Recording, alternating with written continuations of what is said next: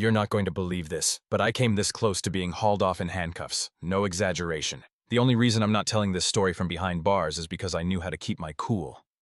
But the second I found Sarah on the front steps, wincing in pain, arm wrapped around her shoulder like it was shattered, something inside me snapped, not in anger, in focus. See, 25 years in the Navy SEALs doesn't just train you to fight, it trains you to win without noise. The guy who shoved my wife? He thought he got away with it. He stood there with that smug little HOA security badge, flanked by two buddies like they were patrolling Baghdad. What he didn't know was that he'd just kicked the hornet's nest. And I don't sting. I dismantle. Have you ever crossed paths with a tin pot tyrant in a polo shirt? One of those HOA heroes who thinks a clipboard makes him king? Drop your story in the comments.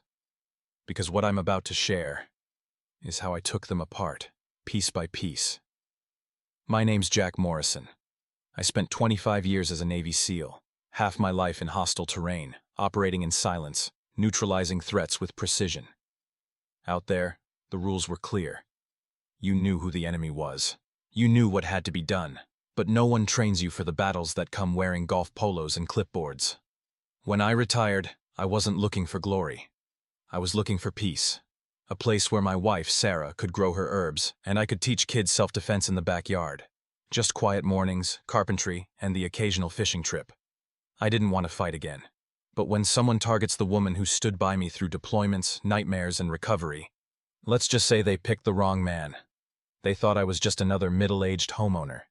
They didn't realize I spent my entire life learning how to dismantle hostile systems, from the inside out. Sarah isn't just my wife. She's the reason I made it home in one piece. While I was halfway around the world in sandstorms and firefights, she was the steady heartbeat waiting on the other end of a satellite phone. She's a head nurse in the emergency department. Sharp, compassionate, unshakable. The kind of person who can stitch a wound while comforting the mother beside the gurney. At home, she grows medicinal herbs in our backyard, makes teas that calm anxiety, ease pain, help people sleep. It's her way of healing, even when she's off duty. She never complained during my deployments, never flinched when the PTSD came knocking at 3 a.m. So when a so-called compliance officer shoved her to the ground over a garden trellis, that wasn't just a violation of HOA bylaws. That was a declaration of war, against the only person in the world I'd burn everything down to protect. We chose Pine Creek Estates because it looked like the kind of place where life could finally slow down. Quiet streets, friendly smiles, a small lake down the road. The listing agent called it tight-knit and well-maintained. That was enough for us. Sarah fell in love with the backyard. Perfect sunlight for her herb garden. I liked the oversized garage where I could finally set up my woodworking bench. We planted vines along the fence, hosted weekend barbecues, and started to learn our neighbors' names. I even taught free self-defense classes to the neighborhood kids. Nothing fancy, just the basics to keep them safe and confident. For 6 months, it felt like we'd finally found what we'd been chasing across continents. Peace. But peace, I've learned, is fragile. And in Pine Creek, it didn't shatter with a bang. It started with a knock on the door, and a clipboard carrying the first fine.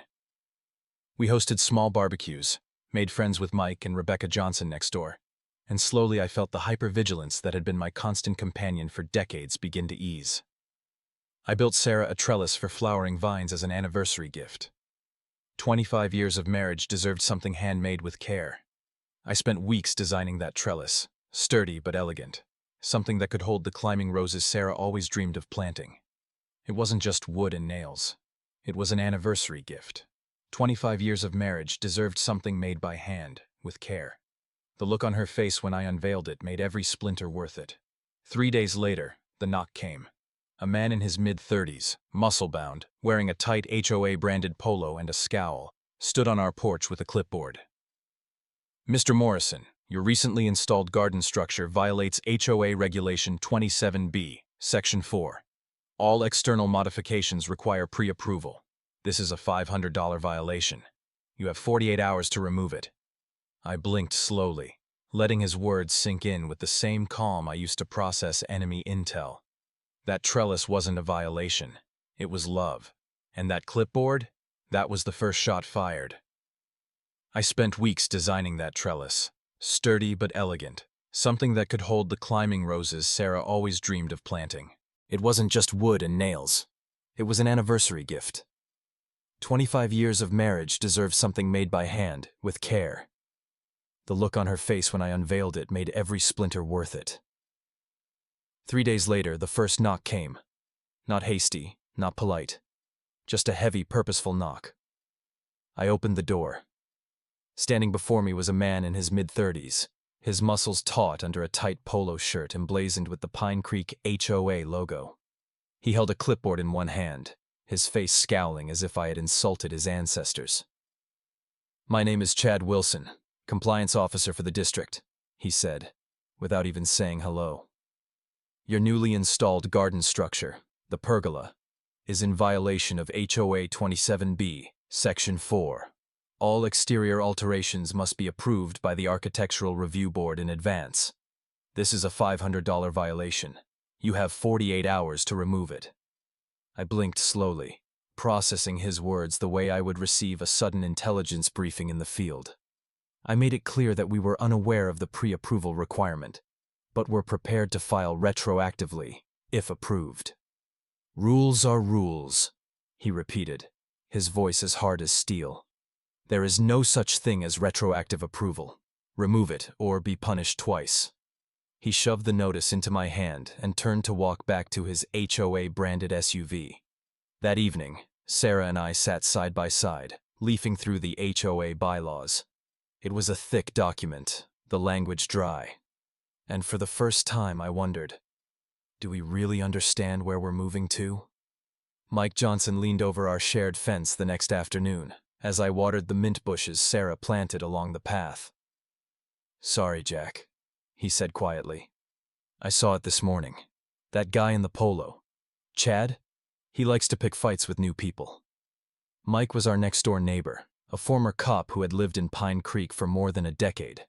He wasn't the type to gossip, much less give unwarranted warnings. "You're a target," he said bluntly, his voice dropping as if the fence might be listening. 3 other families have been pushed to the point of leaving. They started with a minor offense, then fined, then threatened, then pressured. It was like torture, until they couldn't take it anymore. I hung up the hose, eyes fixed on him. "Because of the trellis?" Mike smiled faintly. "No, Jack. Because you built it without permission. Because your wife grows drugs. Because you don't bow your head like they're used to seeing." I didn't know everything then, but I did know one thing. I'm not a pushover, and if this was a systematic campaign, I was used to it. The only difference was that this time the front was right in my back garden. After the trellis incident, I thought it was just a small misunderstanding. A warning. A stern reminder from the local bureaucracy. But then the violations started popping up like mushrooms after a rain. A week later, Sarah found a note stuck under her windshield wiper. "Your mailbox is 3 inches above the standard height. Fine, $150. 3 days later, another warning. "The grass in front of the house is over the legal height." Then came the self-defense class I was giving the kids in the backyard, noted as an activity that does not attract crowds. I began to realize our every move was being watched, not by public cameras, but by the eyes of someone sitting in an HOA car down the street or hiding behind a window curtain across the street. The total fines exceeded $2,000. This was not random enforcement. This was targeted harassment. As I handed Sarah the memos, I saw a familiar determination in her eyes. "This isn't right, Jack," she said quietly. "We need to stand up to them, not just for ourselves, but for all the others they're bullying." I nodded, feeling a calm wash over me. The same calm I'd felt before every mission I'd ever led.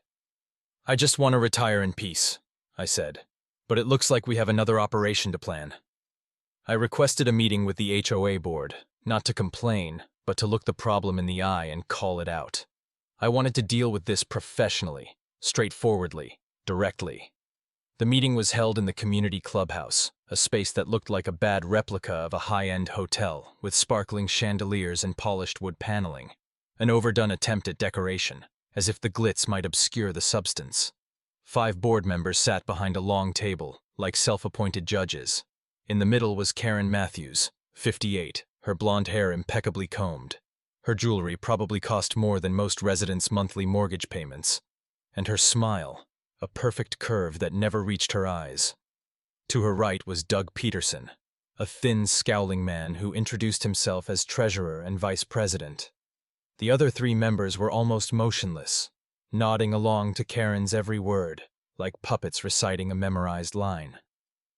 "Mr. Morrison," Karen began, her voice sweet but condescending.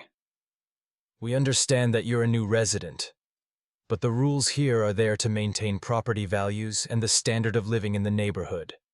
Everyone else follows them. We expect you to do the same." I kept my heart rate steady. Years of high pressure had tempered me. I showed the printed photos, similar structures in the neighborhood, obviously larger and never ticketed, including a wooden trellis in Karen's own backyard. I continued, mentioning the irregularities in the HOA's financial statements, vague expenditures for landscape services, consulting fees, in amounts far beyond the actual size of the community.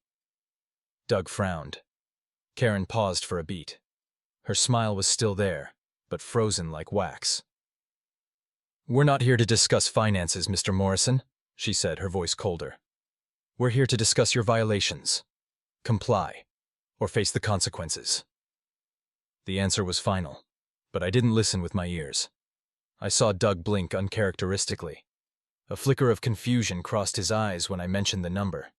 In combat, we call it a weakness that has just been exposed, and I've never wasted an opportunity like that. The next week, the HOA presence around our house increased dramatically. It was no longer routine patrols. This was targeted surveillance. I caught Chad Wilson, the compliance officer in the tight polo shirt from the day before, standing on the sidewalk, holding his phone up to my window, snapping pictures as if he were profiling a criminal. I opened the door and stepped outside. "What the hell are you doing?" I asked, my voice low but sharp as a scalpel. Chad just smirked. "I'm just doing my job.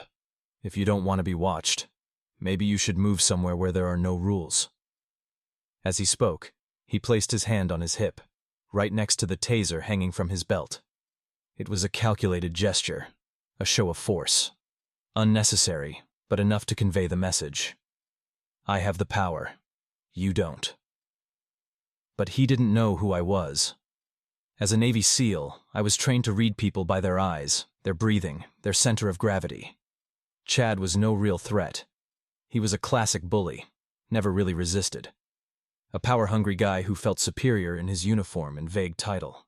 The kind of guy who wasn't disciplined enough to be in the military, not qualified enough to be in law enforcement, but more than enough to intimidate people who couldn't or wouldn't fight back. Sarah had remained silent through all of this. But every morning she went out into the garden, watered the plants, cut leaves, dried herbs, despite the warnings on the door, despite the cold emails from the HOA. She didn't say it, but I understood.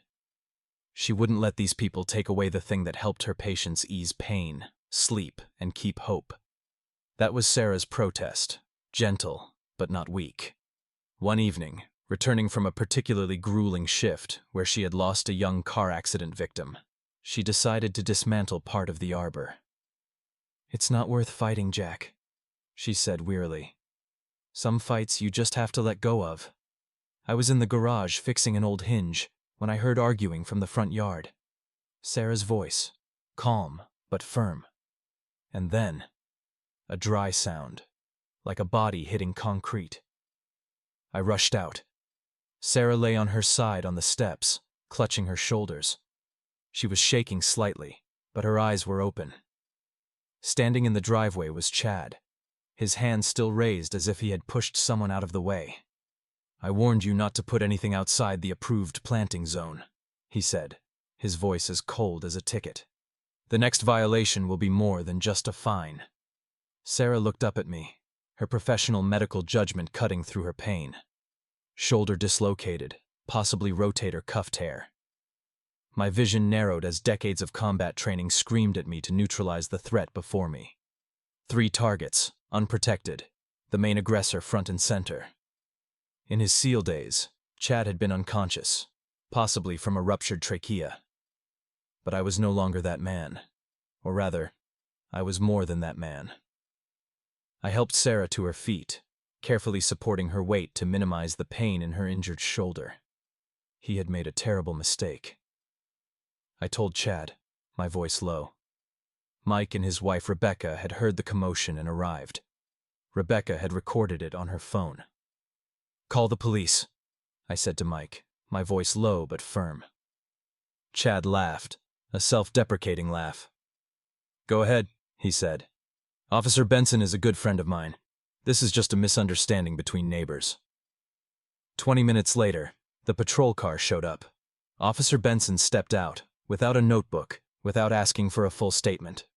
Just a few superficial questions, a glance at the bruise on Sarah's shoulder, and a shrug. "She could have slipped," he said, his voice indifferent.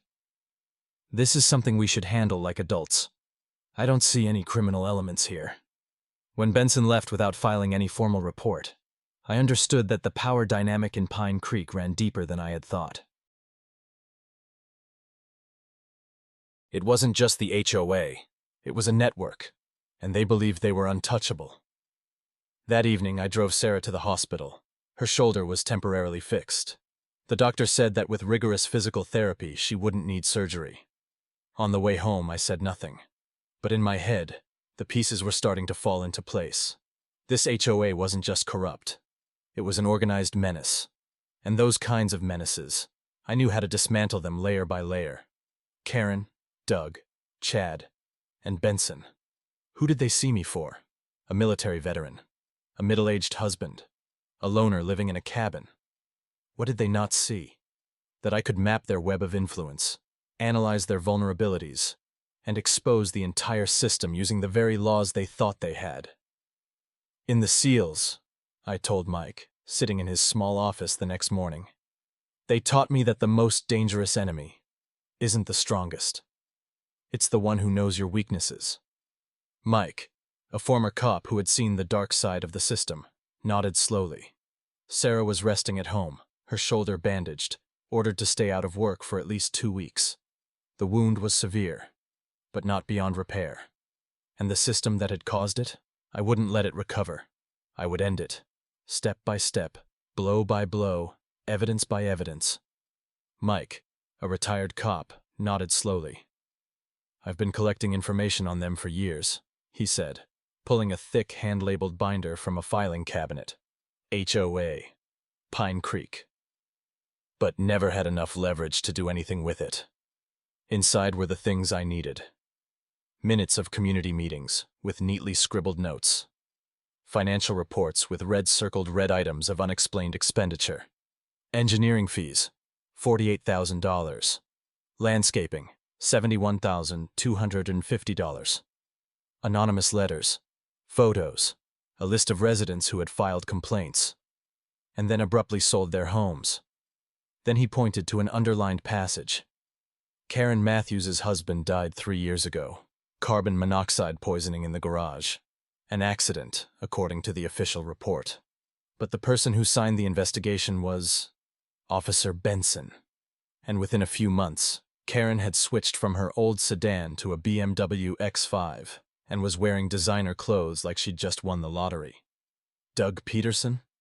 He'd been a senior accountant at First National Bank, until he was quietly fired for irregularities in his internal tax filings. No charges were filed.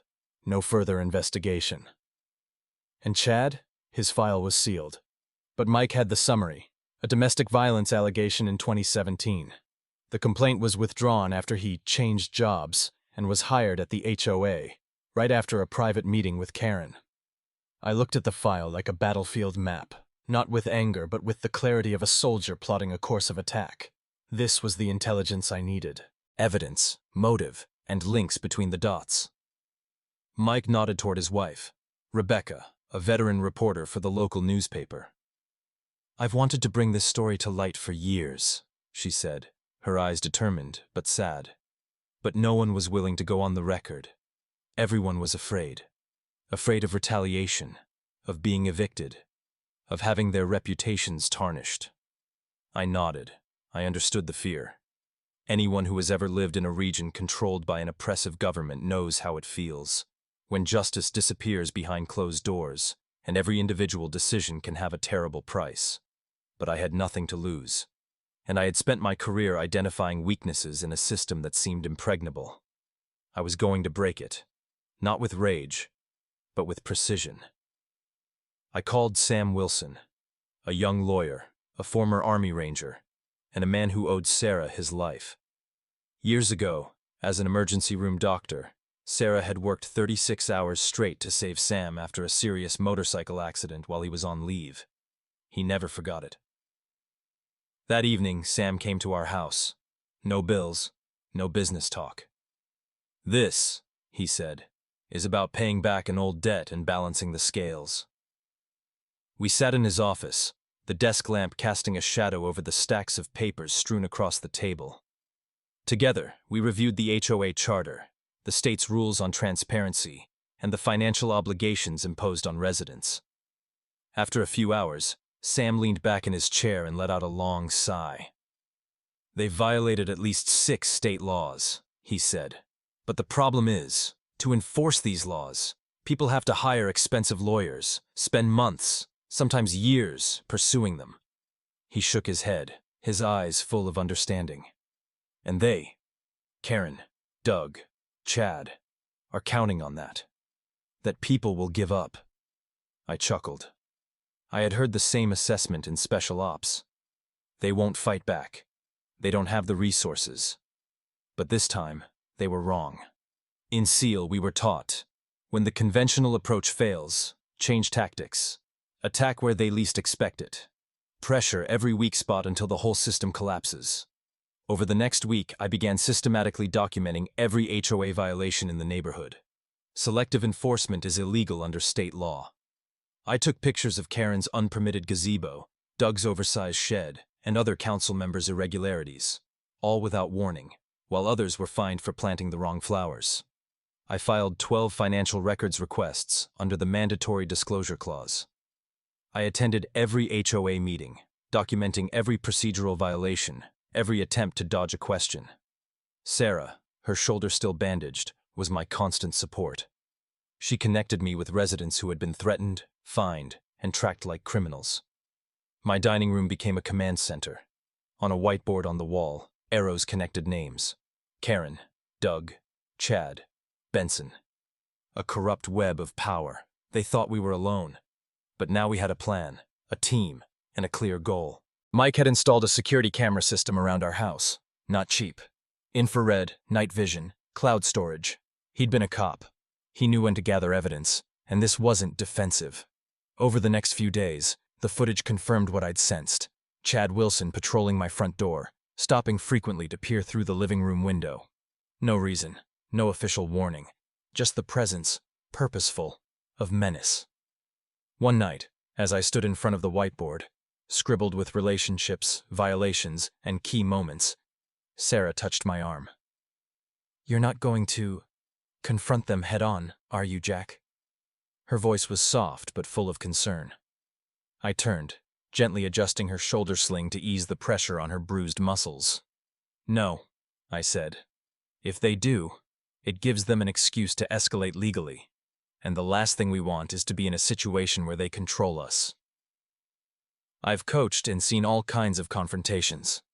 I know, effective fighting doesn't come from anger, it comes from leverage and timing. I kissed her forehead. "They hurt my favorite nurse. I'm not condoning that, but I'm not going to take a sledgehammer to this rotten mechanism. I'll take it out, screw by screw, legally, and by the time they realize, it'll be too late." Sarah smiled, a smile that was a mix of pain and conviction. "Just promise me one thing. Be careful. These people live on revenge." I nodded. I understood her concern. "But there is one thing I am not telling you. Not because I am keeping it from you, but because you need to be reassured. The first phase of the operation has been activated, and Karen Matthews, with her kingdom of false rules and her web of calculated favors, is about to face the first threat she cannot control." The next HOA meeting marked the opening salvo of our campaign. I arrived early, setting a small audio recorder, legally permitted under state law for public meetings, on the table, along with a notebook and a calm demeanor. Karen Matthews spotted me as she entered, her eyes narrowing just slightly. Still, she kept her trademark plastic smile as residents quietly filled the room, most of them avoiding eye contact, long conditioned not to make waves. When the floor opened for resident comments, I stood. "Before we begin," I said, "I'd like to address the board's response to my formal complaint concerning the assault on my wife by HOA enforcement personnel." A ripple moved through the crowd. Karen cut in quickly. "That's not on tonight's agenda, Mr. Morrison. If you'd like to—" "I'm aware," I replied, polite but unshaken. "However, under Bylaw 7.3, residents may raise safety concerns at any regular meeting as a priority issue. I've distributed copies of that section, along with supporting documents." I handed out neatly prepared packets, copies of the bylaw, witness statements about the incident with Sarah, and photos of non-sited structures identical to ours scattered throughout the neighborhood. Doug Peterson flushed a deep red as I began outlining a pattern of selective enforcement. "This is absurd," he muttered. "You're hijacking a community meeting with personal grievances." I remained composed. "I'm exercising my rights under the bylaws you are sworn to uphold," I said. My voice was steady, precise. "And while we're here, 12 requests for financial records remain unanswered. As you know, those documents are required by both HOA transparency standards and state law. Your failure to comply is not just negligent, it's unlawful." Now, heads were lifting, eyes meeting. A few residents nodded slowly. Karen tried to salvage control with a motion to adjourn, but I raised my voice just enough to be heard. "According to the bylaws, adjourning without addressing safety concerns is itself a violation." For the first time in years, the meeting did not end on her terms. Over the following weeks, I launched an independent online forum for Pine Creek residents. At first, participation trickled in, but then the story started. One elderly neighbor had been fined for installing a wheelchair ramp, despite full ADA compliance. Another family was cited for displaying Hanukkah symbols next to Christmas lights, allegedly due to excessive illumination.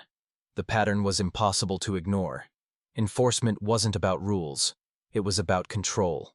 I posted resources about resident rights, relevant state laws, and how to document HOA abuses with legal precision. What they once ruled through silence was now being undone by voices.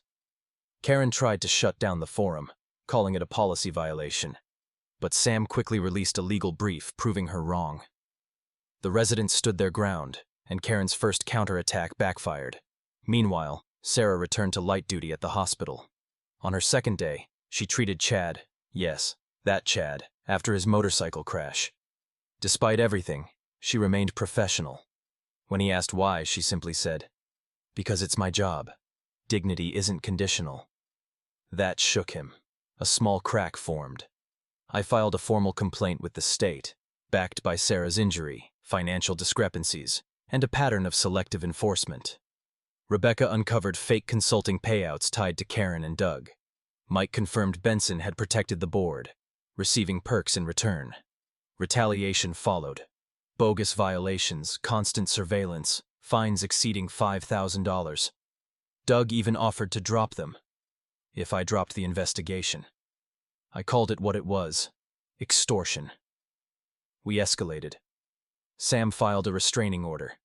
Rebecca gathered witness statements. Then came a leak. HOA bank records showing diverted funds into a secret account. Karen panicked. She called an emergency meeting to pass a $2,000 legal defense fee. I stood up, laid out the evidence, and the vote failed. Karen fled. That night, Chad and others trespassed again, caught on camera. Benson dismissed it, but we brought in a county sheriff who documented the truth.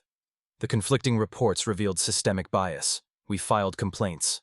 Benson was suspended. Then we struck hard. A hidden recorder at a private HOA meeting captured Karen and Doug planning fraud, retaliation, and evidence planting.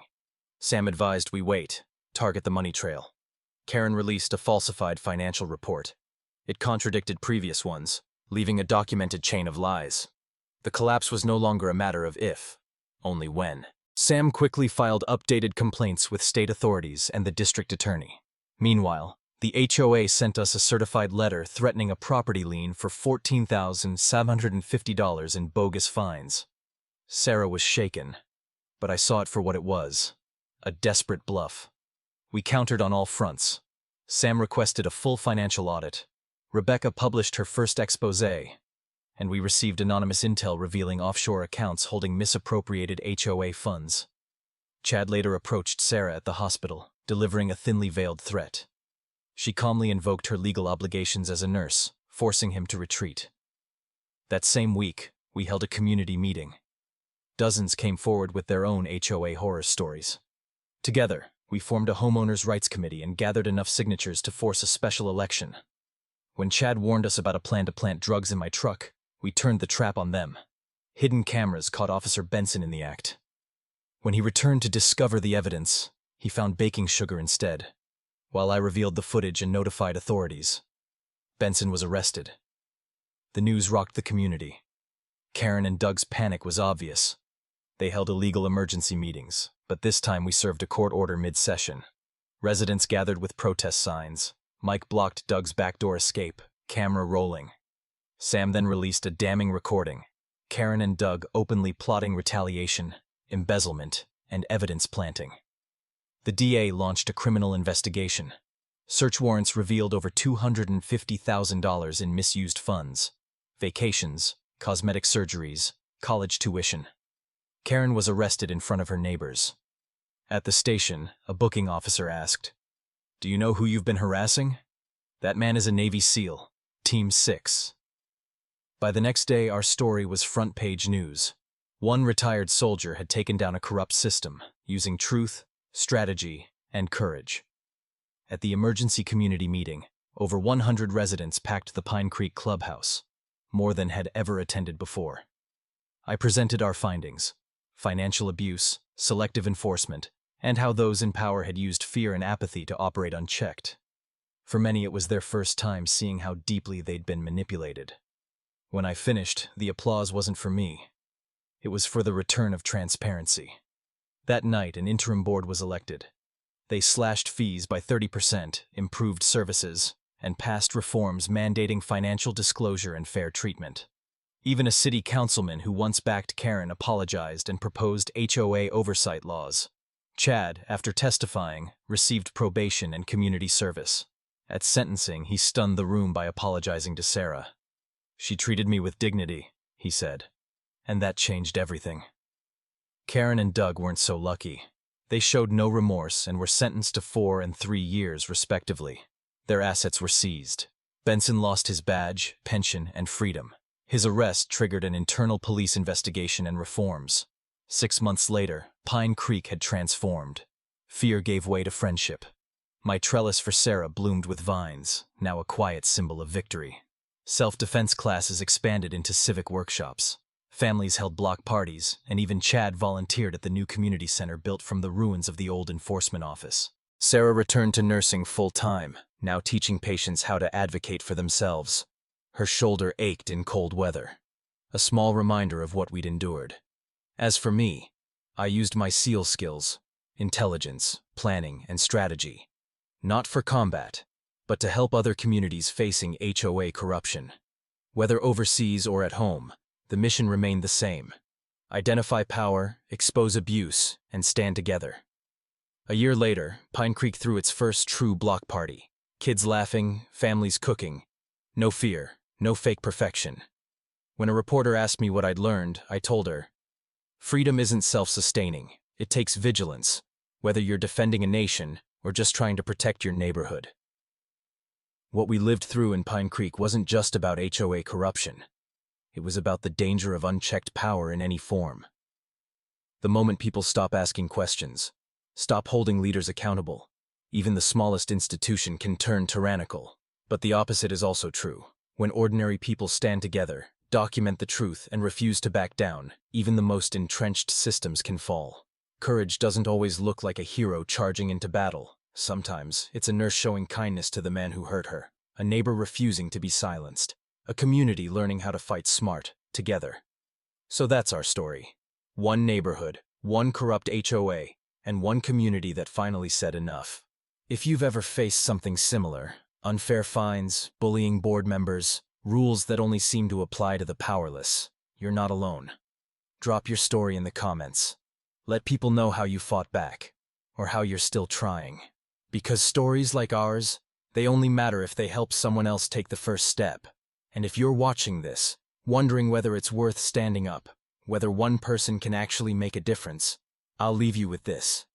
You don't need to have military training. You don't need to know the law by heart. You just need to be willing to learn, to stand, to try. Because real change doesn't begin with a court order or a protest sign. It begins with a single decision. Not this time. Let me know where you're watching from, and if you're ready to take your power back. We did it in Pine Creek, so can you.